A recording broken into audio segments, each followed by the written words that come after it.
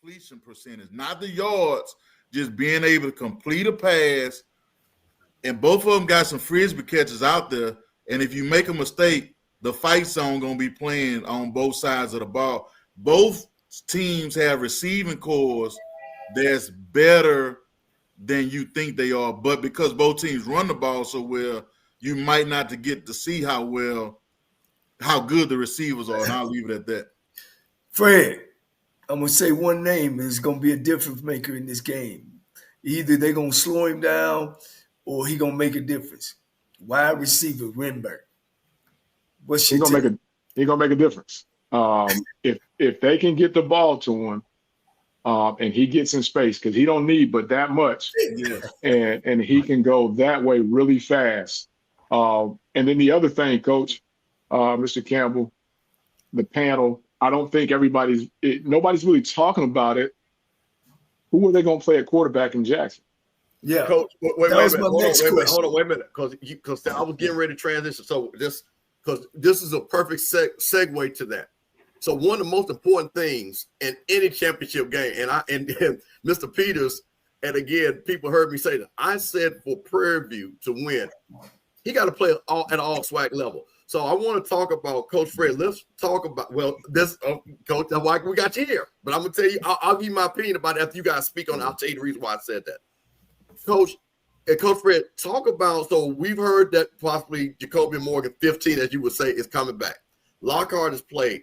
Talk about what those two players, what you've seen for those two players, and then talk about Cam Peters. And then, Coach North, I want you to do the same on the other side. And please, tell us a little bit more about Cam Peters, because you've seen this. A lot of us have seen him in and out, and now he's caught his stride. So, Coach, let's talk, because I think this is really the key of the game right here.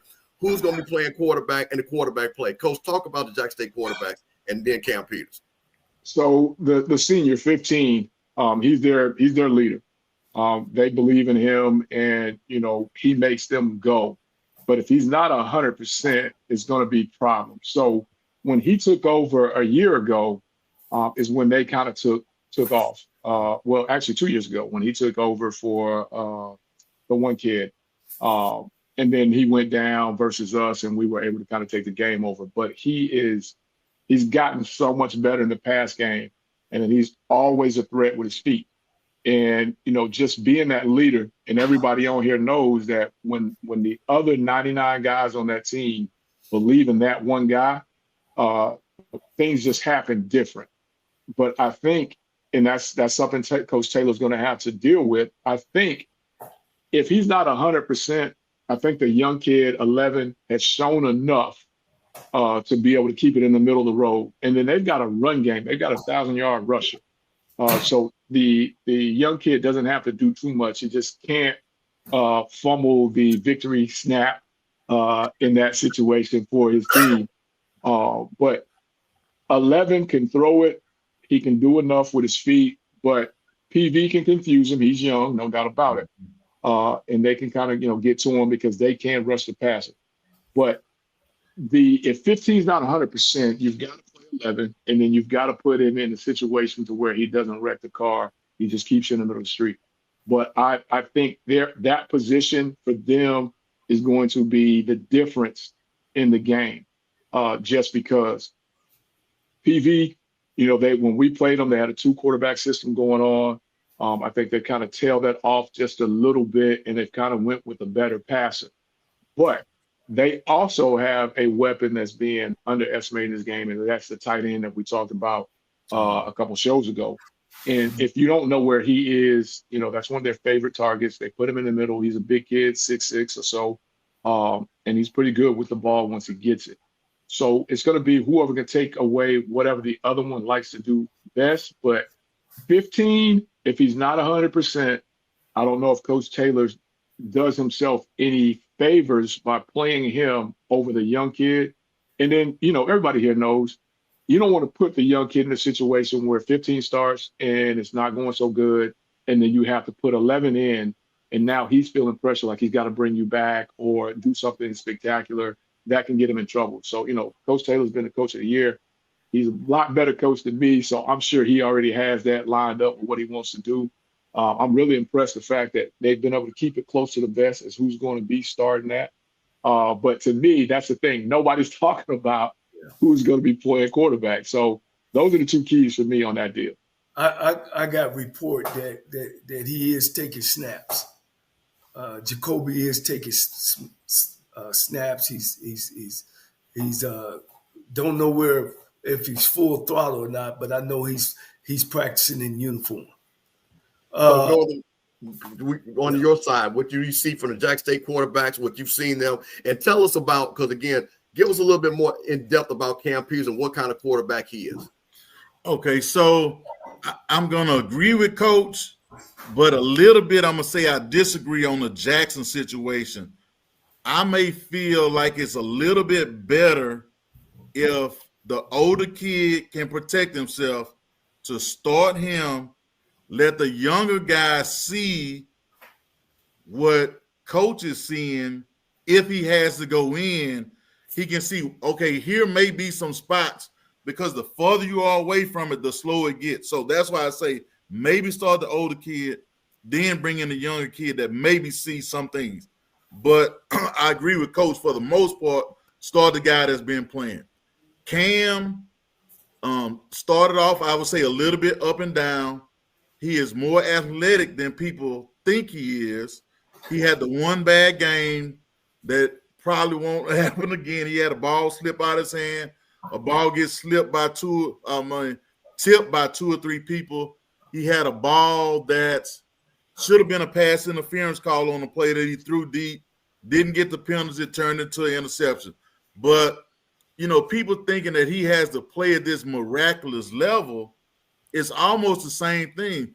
When you got doggone the freshman of the year and McDowell and I want to say 35, it's some guys that you can say, here, let's go get these couple of yards, and then their screen game is good. The short game is good.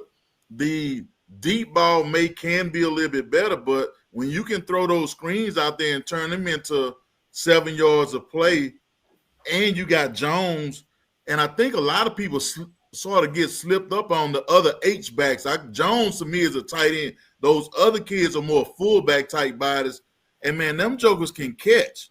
So I think it's going to be a good battle of back and forth, mixing in some quarterback runs, some short passes, and feed those running backs.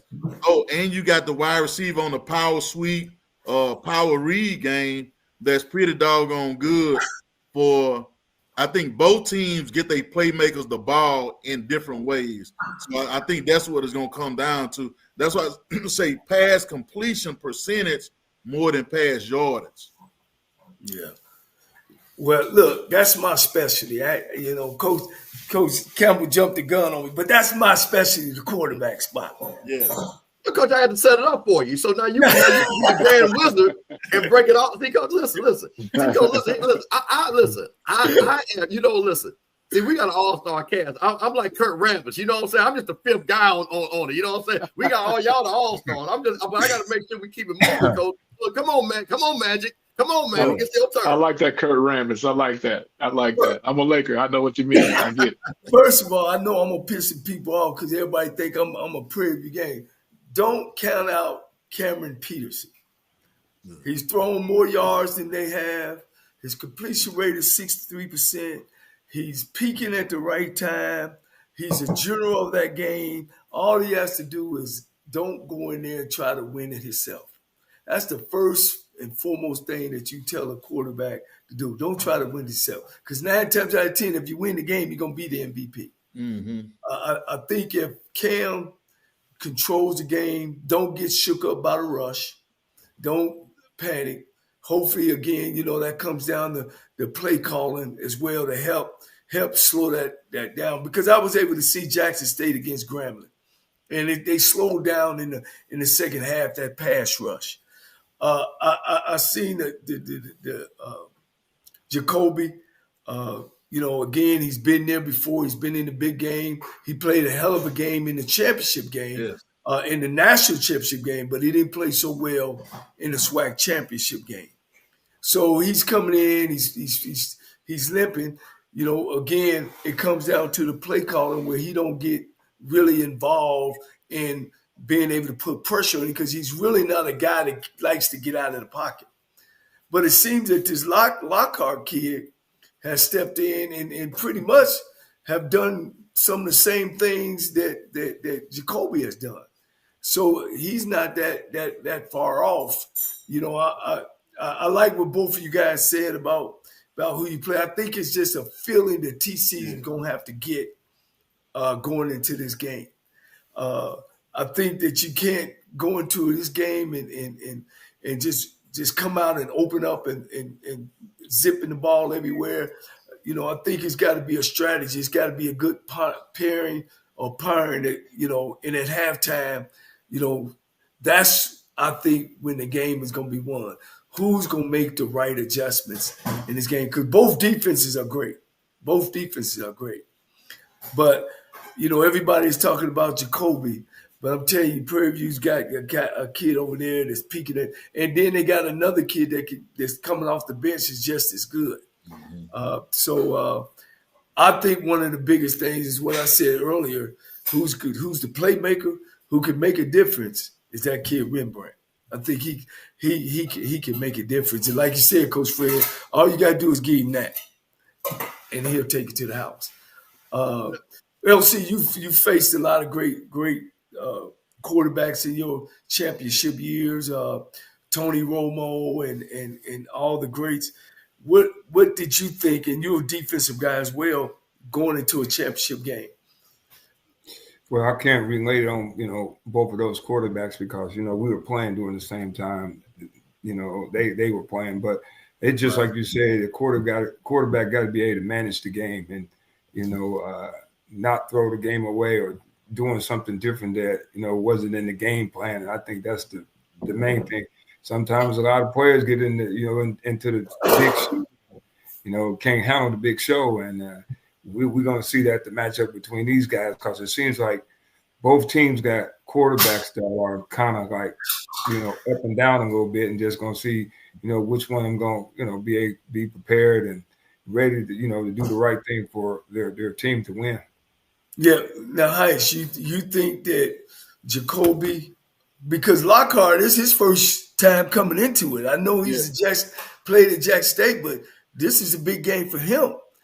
But if Jacoby walk in there, how much will that give Jackson State an advantage over Prairie View? It's so the teams are so evenly matched. It's like it won't surprise me which way it goes. I think it may give them a little bit of a moral boost if he can play, if he's truly the leader of that team. And it's like you see your guy coming back, like you know you about to go fight somebody street against street, and you got the guy coming with you that you know got some hands. You feel like, okay, we all right now. But it's going to be, can he protect himself and still be all right? So that's the way I look at it. Fred, you played against both of them, right? Cam Peters, you played against Jacoby in your years. What you think when you compare them? Could you compare them? Well, how do you compare them? Even though I don't think Jacoby wants to run, he can, and he's a big kid, right? Yeah. 15. I'm sorry, 15. If anybody from Jackson's listening, 15. But he's a senior, so it's cool. He can run. He's a big kid, but again, if he's not 100%, that's something different. The kid from Prairie View, CP, has really gotten better as the season went on. And I think once they settled in and, you know, he continued to get more and more reps, you know, he's almost a kid that is over 2,000 yards. He has a really good go-to receiver as well. I don't want to play that kid short. He's almost a 1,000-yard receiver in this league, which is big time. But I just think from a leadership standpoint, somebody that's been in it, somebody that's done it, I think, you know, that edge goes to 15. Yeah. Let's talk about the two coaches. You got a national championship. Well, not a national championship, but they're taking a team to the national championship, has won conference championships, been in the SWAC. You got T.C. Taylor that has won a championship is in the SWAC. And the great thing about it for the fan base, one's an offensive guy and one's a defensive guy. Coach, can go ahead? Now, I just was gonna say, from my standpoint, last year, and I never worked on the staff with Coach Taylor, but our paths have crossed. I was happier for him and Jackson State University with him being a head coach 100%. Leading into the championship than almost if my own brother would have led him to. You know, it's one of them. I felt like that's a dude that's like me that did that. Yeah. And the gutsiest call, I think, that it sort of went under the radar when Jackson got the ball back, and I think everybody thought they were going to sit on it. And when he let Morgan throw that pass, I'm like, oh, wow, that was a big-time call right there. But I was happy for them. And like I say, you know, it's some still waters that run deep between Southern and Jackson. But I was happy as heck for that man and Jackson State University when they won that championship. Coach, I felt like I was on that field. Yeah. You know what I'm saying? It was just great. I mean, that feeling, man, I'm telling you, that a career coach, yes, HBCU career coach, a damn hell of a damn football player. Shit, when he called on us, he'll see about 200 yards in that game when we played him. Yeah. To walk and put that trophy up, man, shit, tears came to my eyes. Yeah. It's like you just said, Coach, I felt that was me. Uh-huh. You know what I mean? I felt good about TC Taylor, seeing him as a player when we played against him, and he was a great athlete doing that, and a guy always carried himself very professionally, and not just saying that, but just me being around him and being at the coaches convention, and he wasn't these standoff type guys. He was kind of consult, you know, with everybody, and then when he was trying to look for a job and stuff, I seen him work at the convention, you know, walking around and doing the different things, and then when he was at Jackson State, you know, as came when Dion was there, he sat there, he paid his dues, sat quietly and didn't say anything. And then when they turned around and gave him the job, I was just very proud that they brought one of their own, you know, back as a coach and seeing what he did. So it shows you that young coaches in the SWAC that come through, they can do the same thing if you're trying to bring somebody else in. Sometimes you got to realize that you got the right guy was right there at Jackson State, and look what he's doing now. And that's what I just say. Sometimes be proud of your own production out of your own conference. Mm-hmm. All right, Fred, put your head. We working on your head job too, Fred. Put your hat on. How do you stop 2 or 3 ways or one way that you slow down a TC Taylor offense, and how do you move past number 3 in the nation and number 1 on third down defense of Jermaine Jackson? What you have to do? First of all, I just want to chime in on what y'all said about Coach TC. And I've said on several shows, man, the fact that a first-time head coach was given an opportunity for somebody who, as you just let in, possibly looking to be a first-time head coach. And, you know, Coach Taylor didn't have the celebrity tag, so to speak, but he just came in with the work. You know, AD actually gave him an opportunity, and he showed what he could do with it. And I think for that part was big, even though he was a bitter rival. I was happy he was given the opportunity and he was able to make good with it, because for future guys that want to become head coaches, they could always point back to this. Now, into that with him being a former receiver, he don't call offense like a receiver. He calls offense like a running back. Yep. So, you know, my thing would be to stop his offense is, you know, we got to get movement. We got to make those big guys up front be a little hesitant in what they're doing with their blocking assignments. You know, meaning we got to move those guys, whether we're slanting, whether we're doing some TE stuff, whatever. You know, we got to make sure that we muddy that up front versus his offense. And then we got to know where that little receiver is, just because, again, he can take a bubble screen 80 yards. So we got to know where he is. Defensively, we've got to move the pocket versus his defense versus Quinn. I think we've got to put his depth into question. We got to see if the defensive player of the year can play all game. And then we got to put pressure on that secondary. If that's me, on the other side. And then, if I'm going against Coach Jackson's offense, I just want to bend, don't break. Bend, don't break. Make them earn everything they do. They've had some big plays off of play action type stuff, RPOs, bend, don't break. And then, defensively, I want to put some of those guys in one-on-one situations. I think, on the corner, they're okay. Obviously, they're in a championship game, so they're more than okay. But I want to see if those corners can hold up as long as the game goes on without having that safety and linebacker help, because that's where they're really strong. So I want to get the ball to the perimeter. Offensively, put the pressure on them, turn up the tempo, because I don't know how deep they are. So just turn up the tempo and see what happens. Yeah. Hey, Coach, wait, one thing, because I don't want to. We got 3 championship coaches. We haven't talked about one phase of the game, special teams. Yeah. We got. I know you. We talking a lot. I want to talk about the ground level thing, because you got a guy at Jack State, Travis Terrell, that can single-handedly flip this game. So I want to talk, and Coach Cole, LC Cole, being a defensive guy and putting this talk, and I'll go around the horn. Talk about how important overall special teams is in a game like this. And then I know, because Coach Cole, you haven't watched these guys, but Coach Northern and Coach Fred, some of the special team guys, and the kicking game, punting, and because we know SWAC kickers can also be good at badass scrambling, you know what I mean? Things like that. So Coach Cole, big brother Cole, talk about special teams in a game like this, and then we'll go around the horn to Coach Fred and Coach Northern about the specific players on making plays. I've been a special team coach ever since I started in the coaching.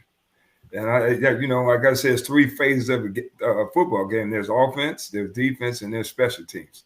Special teams is the one that's going to put you in good field position. You got a good punter, put him in bad field position. You got a good guy who can return it, going to put you in good field position, because the whole game is about field position, where you start with that ball. I would always want my offense not to start on the 10 or 20. I want them mugs to be at that midfield there. And when you get to midfield, you ain't never got another 50 yards to go. Mm-hmm. So field position, that's going to make a big difference with the special teams. I don't know what their average or what their punter is or their punt returner, but those will be major factors in the game. Coach Northern, tell us about what you've seen from Jack State. And I know specifically what you've seen. Tell the people that we need to look for on special teams while with Prairie View and what you've seen from Jack State. Well, I really do like Jackson's return guys. Like I say, I tell the truth, man. They got some special jokers when it comes to when they get the ball in their hand. And early in the season, Prairie View struggled on their kickoff team to the fact that they started sky kicking. People started complaining about the sky kick. And then when they started back kicking it deep, you saw why they were sky kicking. Now, Diego, a local kid from right here in Cypress, he can kick the ball out the end zone on some of his kickoffs. The punt return has been the punt team for Prairie View has been pretty good, minus the one that they got blocked. But I think the key is going to be not giving up the hidden yardage. I was a special teams coordinator my first job with Coach Williams. I would tell guys, know where the wind is blowing. I would rather than kick the ball over your head than let the ball hit in front of you and roll 20 yards. So you have to make those little bitty adjustments in the game. On kickoffs, catch the ball going with some momentum, not catch it, take 2 steps back, and then going. But I think those are going to be the keys. Another major key is the hidden yardage.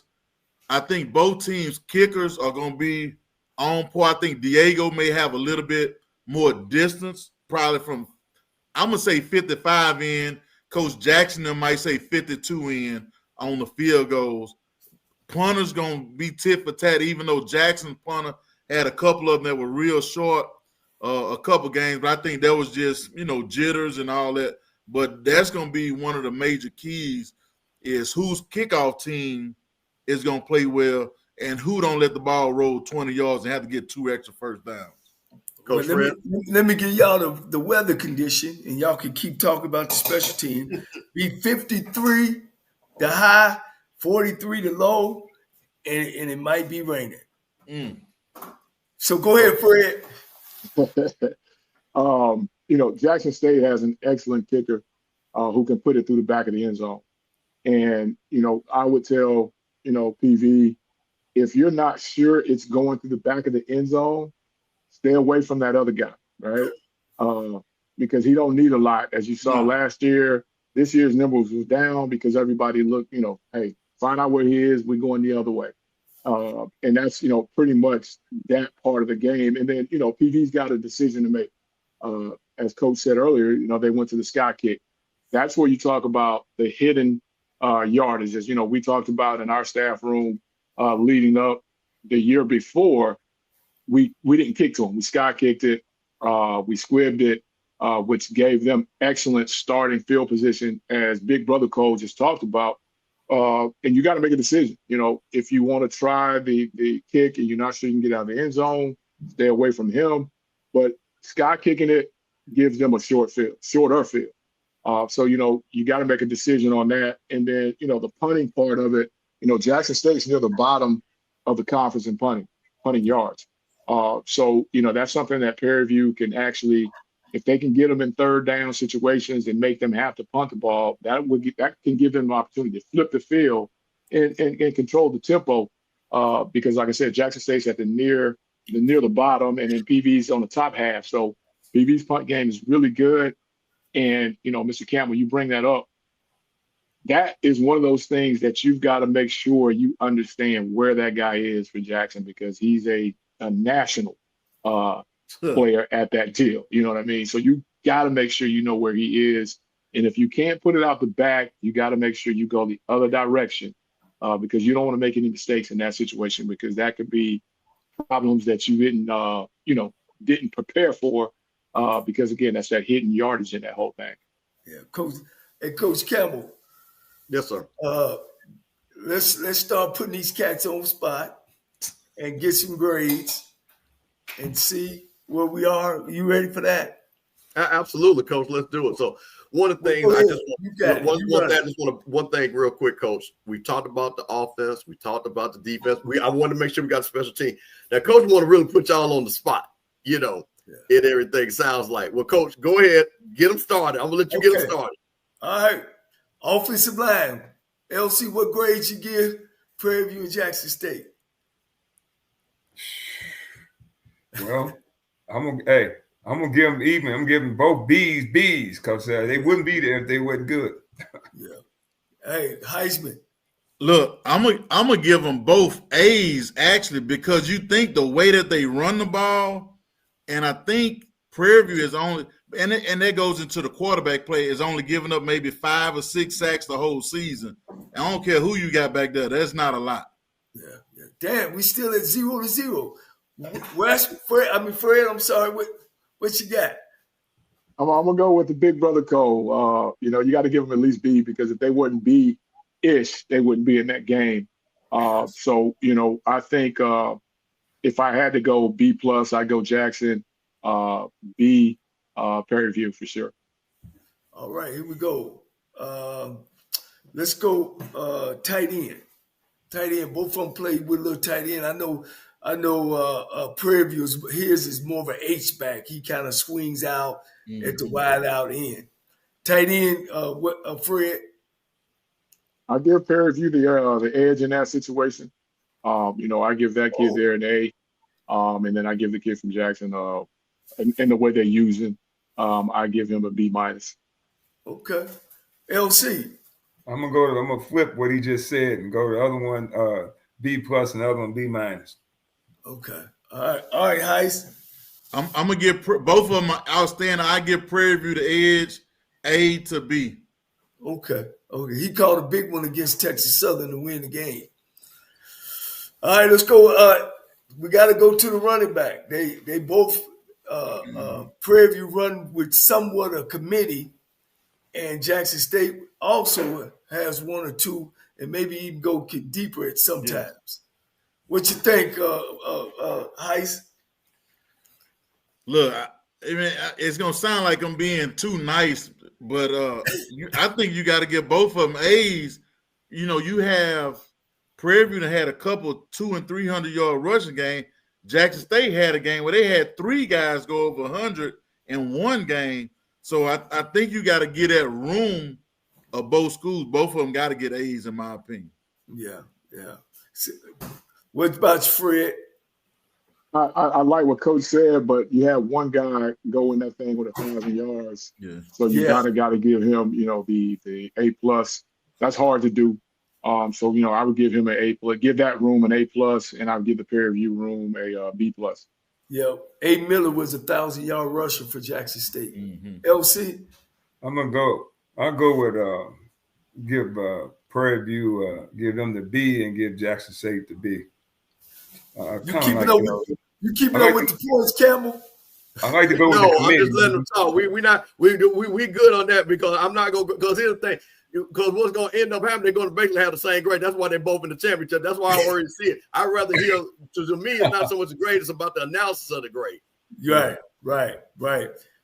You got Bingham for Prairie View, Rush for 824, and of course Miller for Jackson State over 1,000. Mm-hmm. All right, hey, the wide out. Let's just go probably the wide receiver group of Jackson State versus Prairie View. I'm gonna give Jackson State the A because that's what they do, and then I'll give Prairie View the B. Oh, okay. Go ahead, Fred. I'm like that. I'm gonna give them the because I really like that kid, so I'm gonna give them a A+. But Prairie View has a kid that's right there with him as well, and make sure that he gets a B+ as well. That room, but Jackson State has more to come with it, if that makes sense. Where I would give that room the nod. Yeah, and speaking of the numbers, Wimbrand had 41 catches for 694, Dupree 29 catches for 473, and Gardner, junior receiver, 32 catches for 445. So they do. That's really 3 that can go get it. We just know that Wimbrand can shut it down. What about you, Heist?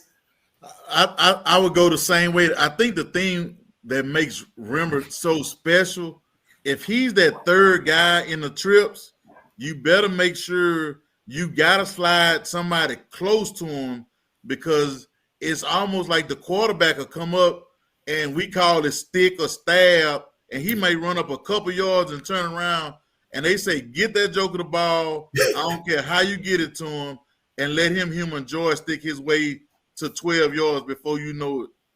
I've seen it go for 60. Yeah. And for our viewers, Rembrandt was playing with Mississippi Valley last year. Yes. And he went from playing tailback to slot to tight end to motion guy to flanker, and wherever he went, they threw the ball to him. Mm-hmm. And he got there too. He would take that.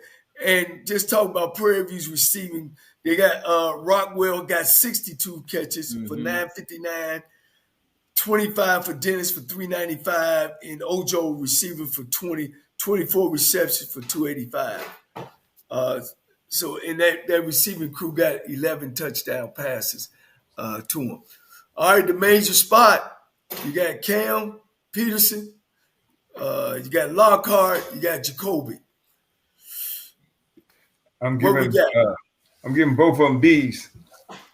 Both B's. Yep, both teams B's at quarterback. All right, and let me say, Peterson threw for 2,000 yards this year, 143 for 225 attempts. He's averaging 63 completion rate. He threw 16 TDs and 6 INTs, and 4 of those INTs was just against Alabama State. Mm-hmm. So naturally, he threw 2 damn near for most of the season. Of course, on the other hand, you got J State. Of course, we don't know if Jacoby is coming back. He has 1,175 yards to Lockhart's 1,000 yards. Lockhart completing 68%. Jacoby completing 61%. Jacoby threw 10 touchdowns. Lockhart threw 7. And together they got 4 interceptions, 2 and 2. What you got there, LC?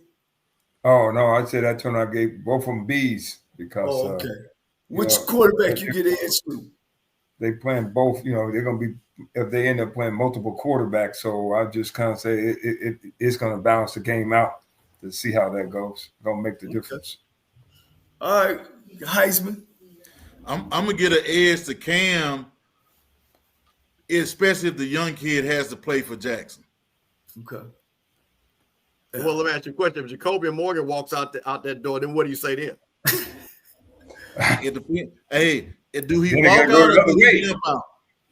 Do what you say, Heis? Does he walk out or does he limp out? Wait a minute. Hold on. Wait. Because see, listen. This will because this is very important. And as you all as coaches, you just said walk out or limp out. So I'm gonna throw that back at you. If he's limping, are you going to play him? No. Okay. No. So he walks out there. So let's go to so he walks out there. That means he's ready to play. To your point, right? So 15 is underneath the center. What do you say then? Well, I just for your question, I would just say I would know before the end of the week over whether he's going to play or not. I'm not going to play the game of him doing that, coming out there and all that kind of stuff like that. Don't put the kid in that kind of situation. If Jacoby come out, I got three defensive coaches that's been coordinated. If he limps out, does that change your game plan? Does it change it to more pressure now? Let's move him off his spot. I'm coming to get him. Depending on which leg it is, I'm gonna see if he can run right or left. He's not gonna sit in one spot. That's right. He might if he's right-handed, all of my blitzes may come this way because I may want him to run to his left hand. So it's some strategy involved in playing against a quarterback that's hurt. Fred? I really like the young kid. And again, Coach Taylor would know better than I would. But if 15 is 80%, I got to go with the young kid. Plus he's hot. You know what I mean? So I would actually, go with him. But I would give the kid from PV an A, and the young kid building actually a B+. Yeah, because the Lockhart kid, when you look at his numbers, his numbers are right below Jacoby's. It ain't like there is a big difference. My whole thing is, can I open up the playbook to Lockhart as much of can I open up the play with Jacoby? I know I could do that with him, but do you open up the play? Do that make Jackson State's offense a little shy? Coach, can I add something? Or predictable? Yes. Can I add something? So one thing that I'm thinking when I'm talking about pressure, it might not be a lot of cover zero blitzes because to me, if you cover zero blitz a young guy with some, just say if Savage is out there, he could throw a jump ball in his 50-50. You may actually clear the pitcher up for him. I'm going to bring pressure, and it's probably going to be some type of zone pressure or overload that now he still got to read parts of the defense. So, like I said, I'm talking about pressure, but I'm not talking about zero man-to-man back turn to the quarterback type of stuff. Yeah, Fred, since you've been in the league, and I know you watch it every week, Heisman, watching the two quarterbacks, Cam and Jacoby or Lockhart, which one of them handle pressure the most? Or the best, I should say. And again, I give the nod to the young kid because he was the last one we faced. We faced PV week 4, week 3, something like that. But just kind of watching him, he's a lot bigger than you think he is, Coach, as far as height-wise. And he's put together. And he's kind of done some things since he's taken over that's been impressive for a young kid. Now, he took some shots versus us. He kept getting up. We rattled him a little bit, but he was able to get back under control. And then that's where Coach Taylor comes into play, because now we're not just going out there nilly-willy throwing it 30 times a game. We're going to give it to that 1,000-yard rusher, and we're going to help him settle in. And, I like him. I like his stature. He's, to me, prototypical 6'3", 215-ish, somewhere in there, with a strong arm. He's got guys around him, and he's got to be feeling himself right now. So you know, and I know confidence is half the key, you know, half the battle, and everybody else around him believing. And if 15 can't go, you got to believe that those guys have tailored a game plan that will work for the young kid. What about Cam Peters? Does he handle pressure well? He knows where he's going with the ball, and that's half the battle as well. And his safety blanket, I gave an A. The tight end, H-back, you know, he knows where that kid is at all times, and he runs really good, and that could be a key for him as well, knowing when to hold, when to fold, and get out of town with that ball and be, you know, protective. And I think that's what he's got to make sure he understands in that game. And I know we talked about it earlier. You don't have to make every throw. You know, a possession everybody in here knows a good possession will end with either a touchdown or a kick. That's all we want. Yeah. You know, and if he does that, if he handles that and not one of those possessions where sudden change, everybody's yelling for defense to jump off the bench and run on the field, I think, you know, they still have a chance. So Cam, I think, does really good. The quarterback from TV does really good with that. But again, like I said, I give my edge to the young kid. And if, you know, 15 is not 100%, I can't see Coach Taylor not riding with the kid that's got him to this point. Can I ask the coach away, Coach? Can I ask all the coaches a question? Because one of the things we're talking about the black and white, but how much, because now we're talking about Jacoby being the leader of the team, how much do intangibles matter for a leader like this to come out on that field in a championship game? How much do the intangibles matter in a game like this? Coach Fred, I'll start with you and we'll go around the horn. I think it matters a lot. You know, if you go back and you look, our history when I was at Alcorn was that the guy that brought us there usually didn't finish the dance. Mm-hmm. So you talk about Noah Johnson, and he didn't get a chance to finish it, but Felix had came in, like the kid at Jackson, and earned that deal to the point to where everybody was kind of like, you know, Felix got it. He's got that he's got us. We're going to get behind him, even though Noah's the person that brought us here. So I think that's big, and he's earned the right to have those intangibles because he's got them to this point. What about you, Coach? The intangibles, and you can talk about the intangibles with Cam Peters too. But let's start with Jacoby Morgan and Cam being the leader of that team, as they call him, the general, and how important it is if the Jack State the crowd, even themselves, see him walk out there and get hyped. I just think it goes a long way. Just more, like I say, in terms of the leadership, can he keep everything steady in a hostile environment? Like everybody know, sometimes being a quarterback is just being a winner no matter what it is. If they go play ping pong, he gonna win. If they go fishing, he gonna win.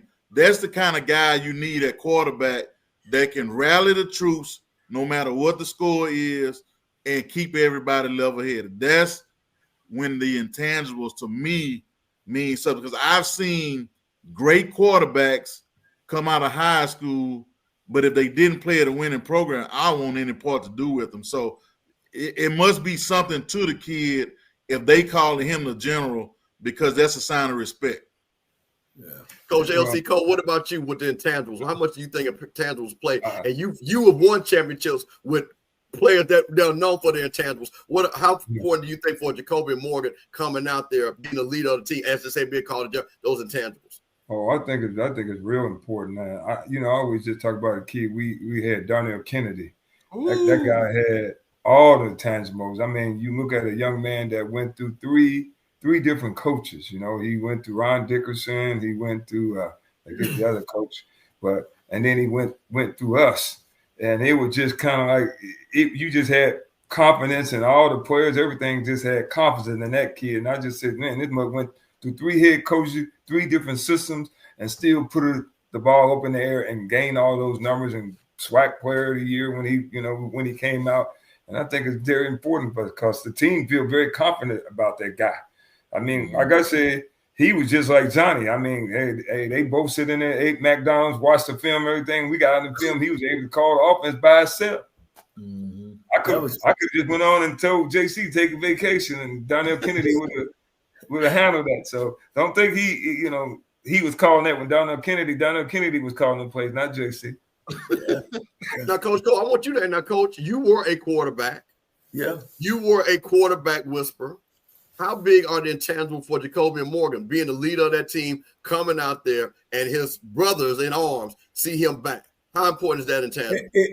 It actually, the backup, we were in the same situation as Jackson State. Leon Murray had tore his knee up in the middle of the year, maybe game 6 or 7. And we had a kid, Perkins, come right behind him and take us to the championship game and win it, So it can be done. Fortunately for those two kids, they were more on the same level as opposed to Lockhart being is Lockhart a true freshman or a redshirt freshman? Right, freshman, yep. Freshman. True freshman, So so that's a lot of pressure on a freshman kid. And you can't take nothing. You can't say that it will and won't have nothing to do with the outcome of the game. But some freshman kids come in and their blood is ice cold. You know what I mean? But you got some of them get a little rattled or get a little shook up. But I think Lockhart has played enough games where he'll come in, cool, calm, but again, the game in that position is played up here. But that's what I'm asking about, Coach. I want you to talk about Jacoby and Morgan because, again, when I'm here, more likely than not, he's going to come through that tunnel. So I'm asking you, with your TC Taylor, you got Jacoby and Morgan, his intangibles. Yeah, it's very important. And unfortunate for him, it's very important that this team is his team. This is his team. This is Jacoby Morgan's team, and unfortunately he got injured. And I think it's very important that he be on the sideline. Very important. Okay, Coach, we got everybody. Listen, we're about to come to the bend. Coach, do we want to do predictions? Do we want to get some predictions out of these guys? Yeah, of course, man. Look, they got TV time, man. Oh, okay. Yeah, look, Fred ain't gonna be able to go back to Mississippi, or he gonna have to move out of Mississippi. So this is what we'll do. Coach Cole, we'll ask you for your prediction and reason why you gave what. We'll ask you for you. You don't have to give a score. You can say if you want to give a score, you can give a score. But tell us who you think will win, and tell us who you think will win and why do you think they'll win.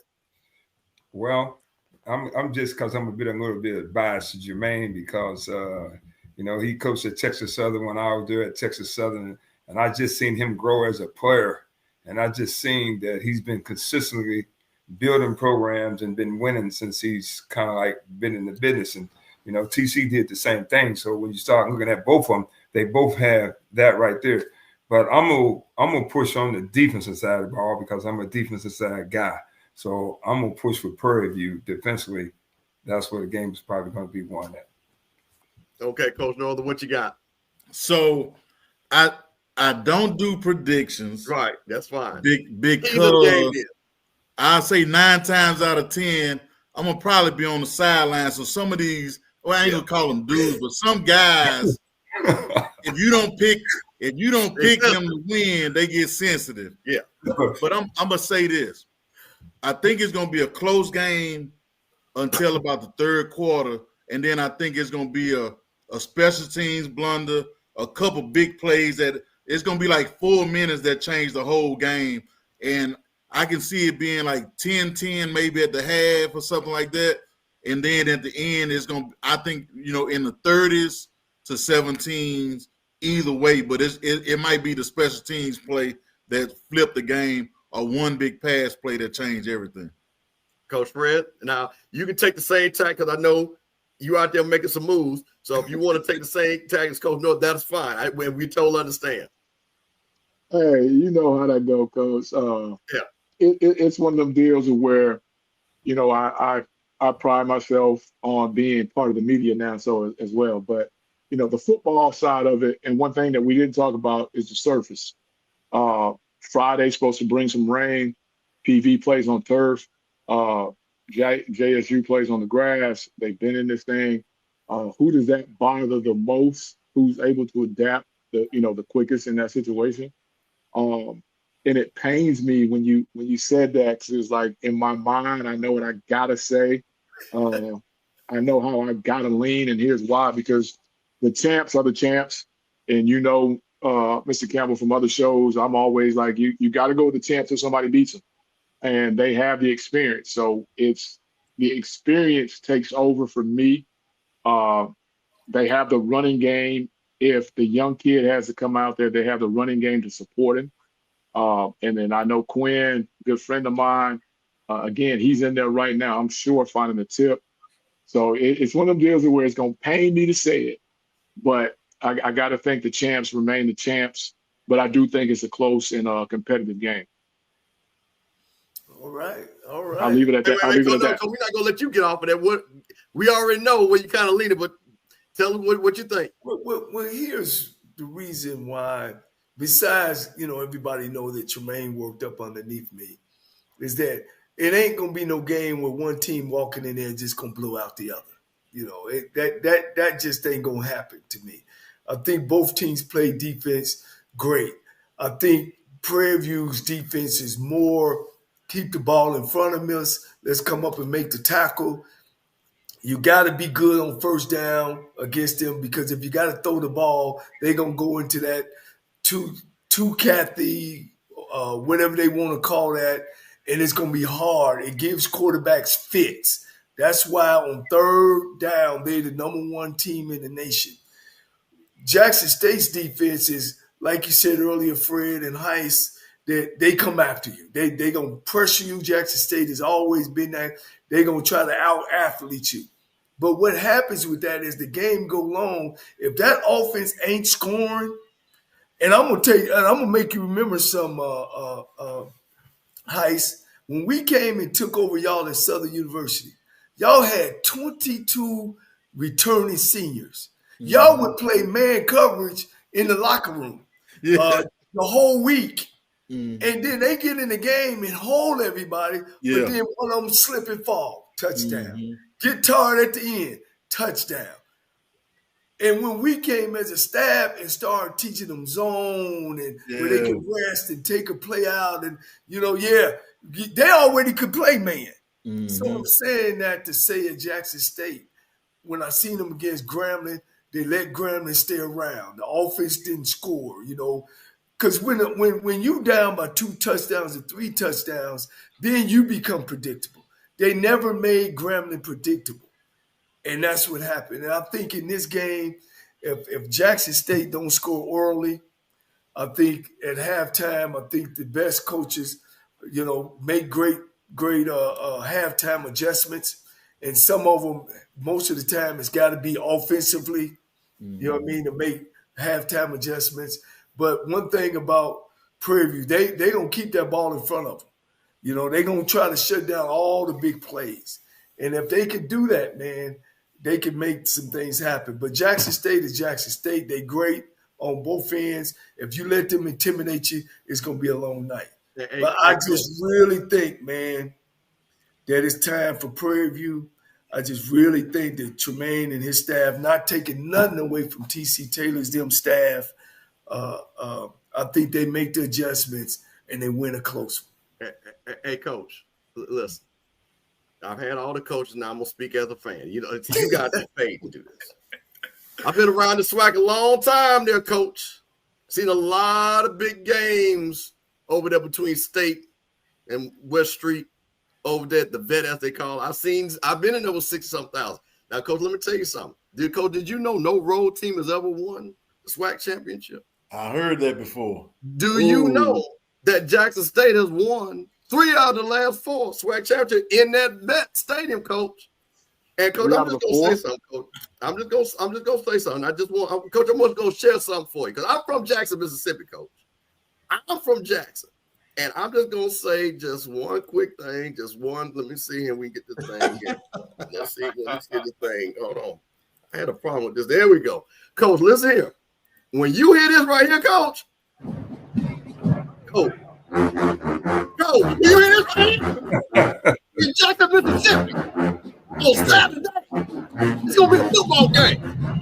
We're talking Walter Payne, Robert Brazil, W.C. Gordon. Champions are made on that field, Coach. And when them boys are wearing this right here, Coach, and I love Coach C. Jackson, but they won't be staying in Atlanta because the Coach is not going to sit ready here. I saw Coach. That's what we do there, Coach. Jackson State, SWAC Championship. I'm sorry, Coach. I love y'all all. I'm sorry, the Tigers is rolling, man. All right. Well, you see this man over, well, let me tell you about the Sonic Boom. You see this man over there, LC Cole? You see this other Cole boy? We don't spank Jackson State and the Sonic Boom ass for years. But neither one of y'all. Years. And I got a kid coming in there named Jermaine Jackson. Neither one of y'all a coach. That's why we got y'all here to review it. Neither one of y'all a coach. Now y'all can I said we got one of our proteges, okay. Jermaine Jackson, is going to shut that down. Coach, I'm just letting you know. When they get ready, come on, Coach. I thought Coach Cole about to break something up. So I'm just letting you know, Coach. When that thing goes. Hey, I'm bringing that right there. That's a game ball. See that? That's a game ball. Hey, go get that's a game ball. Hey, I'm gonna give it to you. We put up 68 points on it. See, I'm about to do that, Scotty. I was way back before the internet there, Coach. Way back before the I know Scotty watching. I know he watching. So they won the last 3 out of 4. You, that Sonny Boone is off the chain. Hell, I got the. That's the SWAC, baby. You talking about Coach? That's the SWAC. Listen, Coach. Listen, man. Listen. I had to laugh. I had to have a little fun with that, man. It wouldn't be me. Listen. I'm just gonna say this again. I think it's going. Honestly, I'm excited about this game because I think Coach Northern said and Coach Cole says, far as this matchup in this era, this is the coaching wise. You can't get any better coaching matchup. That's right. And I think what's going to be very good is going to be a great game to watch on TV. And for me, that's very important because you're going to get a lot of casual fans that's going to say, oh, the SWAC Championship, let me check it out. And I think you're going to see a high level of play on both sides. And I think what you're going to see, again, and that's the reason why, and Coach, I'm saying this respectfully about Cam Peters. I don't think he can just turn around and just hand the ball off.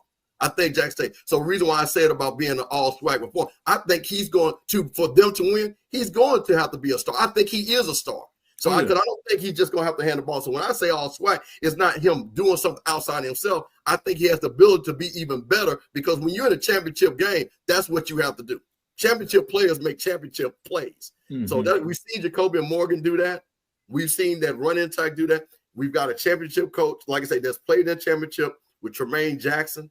And that's the reason why I'm excited. We have a championship coach with TC Taylor. So you're going to see championship type plays. So that's the reason why in the end, for me, with Cam Peters, I don't believe he can't be a pedestrian in this game. He's got to be a guy that makes the play and hold that trophy in the field they're going to win. Can you imagine, man, we got 2 guys that were playing for national championships in our championship in the SWAC. Jack was playing for Division II national championship, and TC Taylor played for the HBCU national championship. Man, it's man, you talking about 2 great coaching staffers, 2 great head coaches, man. It's gonna be a battle, man. I mean, it's great. This brings back the old days.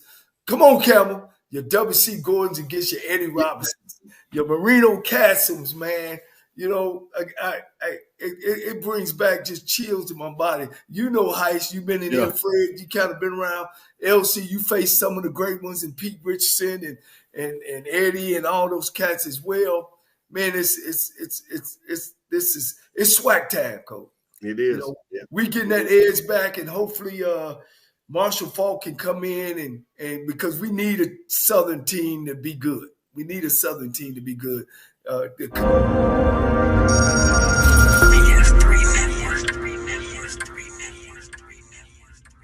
BS3 Network, changing the way you watch TV.